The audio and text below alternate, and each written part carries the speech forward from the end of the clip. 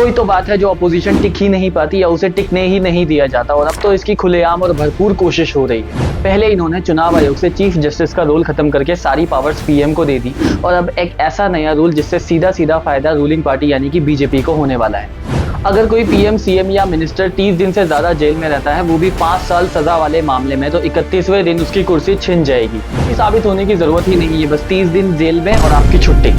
एक सीएम को जेल में ईडी, इनकम टैक्स, सीबीआई या नारकोटिक्स वाले ही डाल सकते हैं, और हैरानी की बात यह है कि ये चारों ही डिपार्टमेंट सेंट्रल गवर्नमेंट यानी कि बीजेपी के अंडर आते हैं। तो या तो अब आप सीएम हो बीजेपी के, या फिर सीएम ही नहीं हो। अब आती है असली बात, क्यों ये बिल बीजेपी के लिए एक मास्टरमाइंड मूव साबित हो सकता है। केजरीवाल 2024 में शराब मामले में 6 महीने जेल में रहे, हेमंत सोरेन 5 महीने जेल में रहे और सत्येंद्र जैन 2 साल जेल में रहे। सीबीआई ने कहा कोई केस नहीं। अगर ये बिल उस टाइम पर होता तो 31वें दिन सब बाहर हो जाते। सेंट्रल एजेंसी जैसे ईडी किसी भी अपोजिशन सीएम पर पीएमएलए का केस ठोक सकती है।